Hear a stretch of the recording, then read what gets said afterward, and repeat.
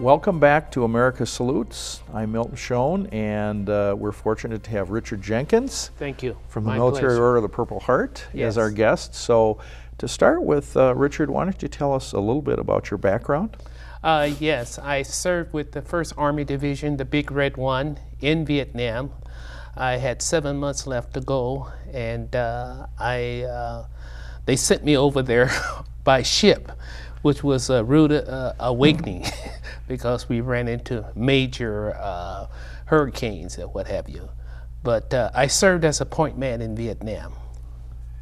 And at the same time, my position there, I met many my friends who were there for a short period of time. I had 7 months left to go in the service, but then there were men who had 30 days and ended up coming back in green body bags. During this time, the civil rights struggle was a major thorn that we had to address, and at the same time, we were there to conduct search and destroy missions. And I served my country, and I'm glad that the United States and people from all walks of life have finally made amends by welcoming us back home. Well, that's a very good point, Richard, because today's veterans are being treated with respect and dignity, something that should have been afforded to all the veterans going back to Vietnam, which was a more unpopular war than what we've seen here recently. That's right. And it's made a tremendous difference. We promised ourselves, the Vietnam veterans, that we will never allow our brothers and sisters to have to go through what we went through. Even the compensation package that we have, we made sure that the veterans will be covered by compensation and to get equal pay and compensation. I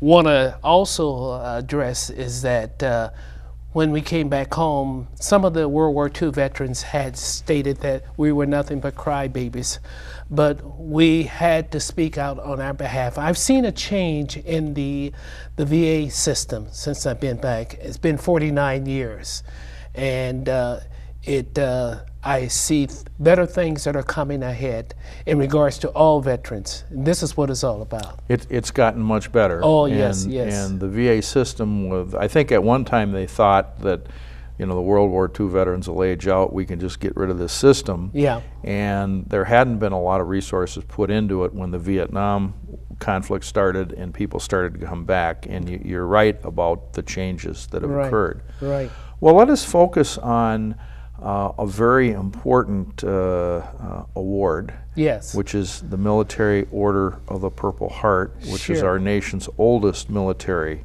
award. Yes, it's the Military Order of the Purple Heart signifies blood spilled in battle.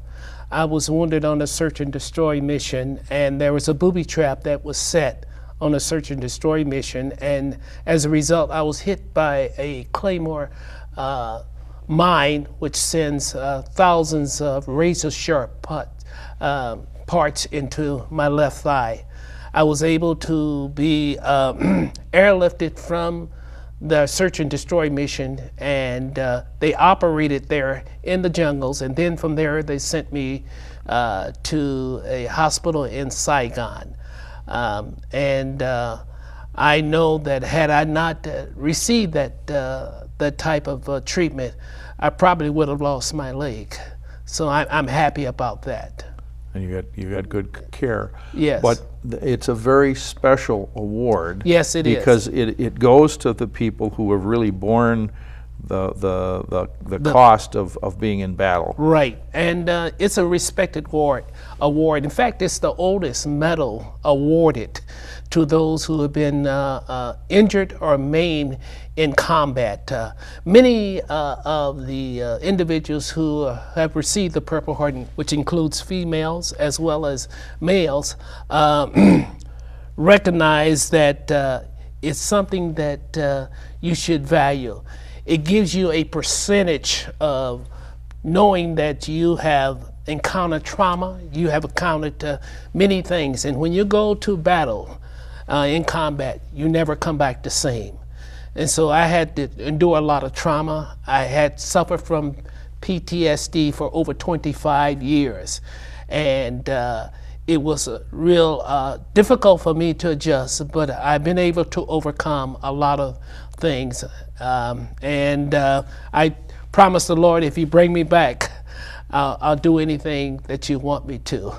Well, we're glad that you've succeeded and Yes. that you've recovered, and we're glad that the VA now is more focused on ensuring that this generation of veterans get what they need initially, Right. so right. that they don't have as many struggles. Right.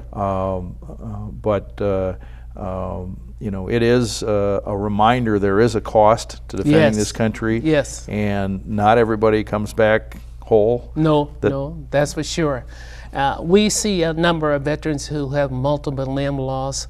I feel really bad about that. Had we had encountered the similar type of with the fate concerning the booby traps and what have you, we would not have lived through that. We see there is better protection. There is more padding. There's more elements to take place to try to protect the veteran as a whole. And we also are pushing for issues to be more, I guess, open towards PTSD. Many of when we first came back from Vietnam, it was very difficult for us to be suffer from post-traumatic stress disorder. Many of them say, well, it's all in your mind, but you're on a search and destroy mission for 5 to 7 days out of a week. Trauma reaps, and you really have to be able to adjust and to be able to perform your job. And in some sense, it's a normal reaction It is. to an abnormal situation that you were put in. Exactly. That you've got this stress, and you might see your best buddy killed in front of your eyes, and, Right, and there's a right. tremendous amount of trauma that you deal with, and then you've got to put your life back together. Right. Which, Richard, you've done an excellent job. Well, it hasn't been me. It's been the Lord that's put pieces back together. And at the same time, I value my brothers and sisters who have encountered combat trauma experiences. And it makes a difference when you can put your arms around them and let them know, hey, I was able to overcome, and so can you. And it's a buddy system.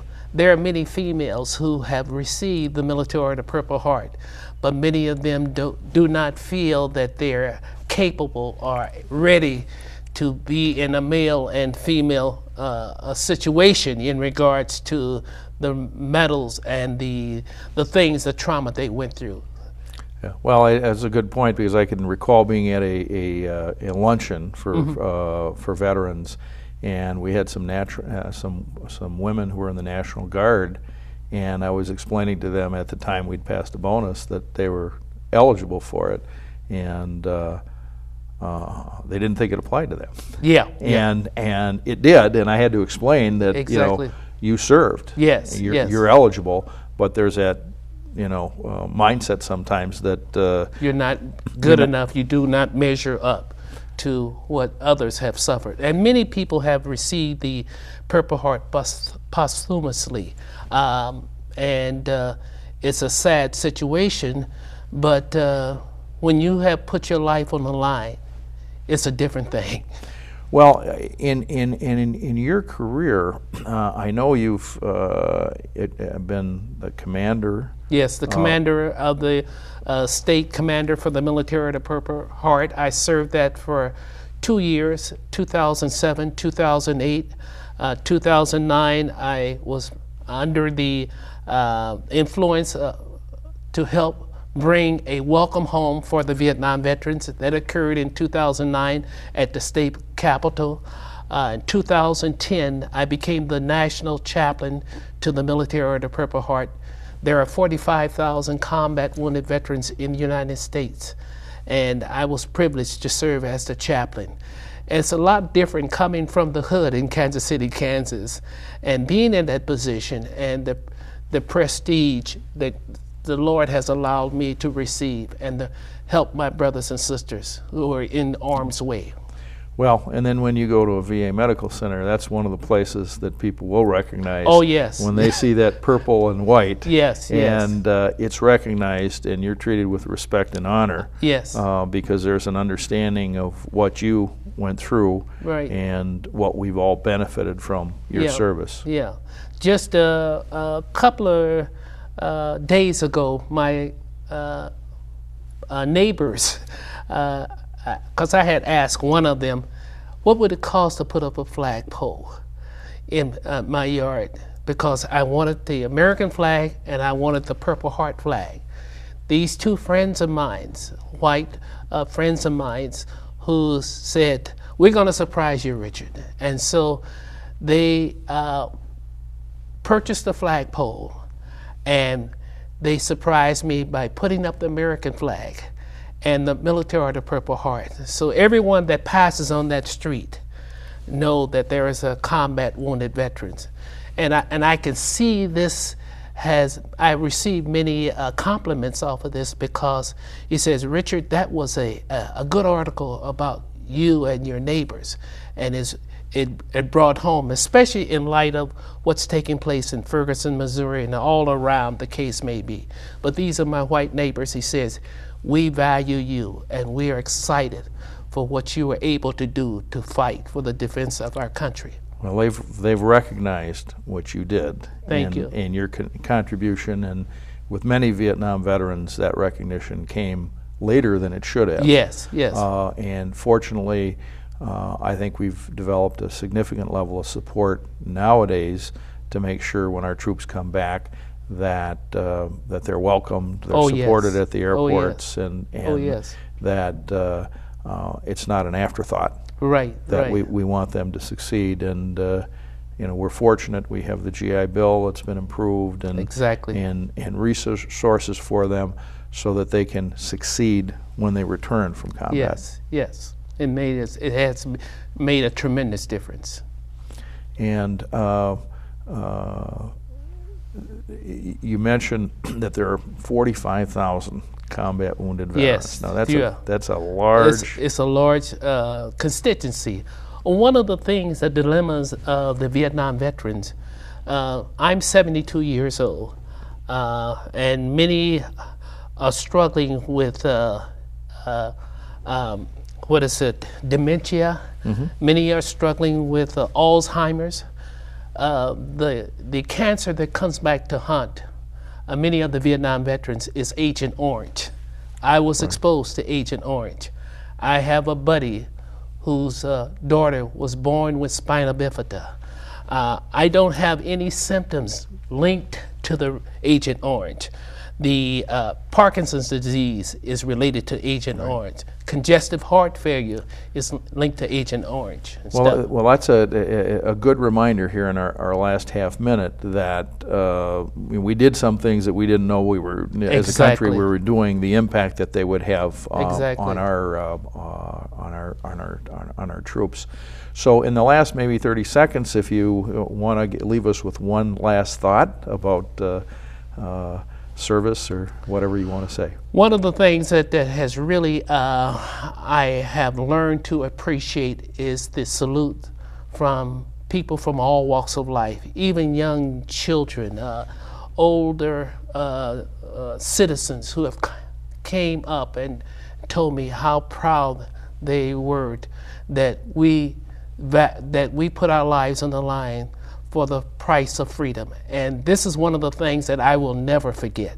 It has brought tears to my eyes to see how far the citizens have made it possible for us to feel that we're welcome and that we have been honored.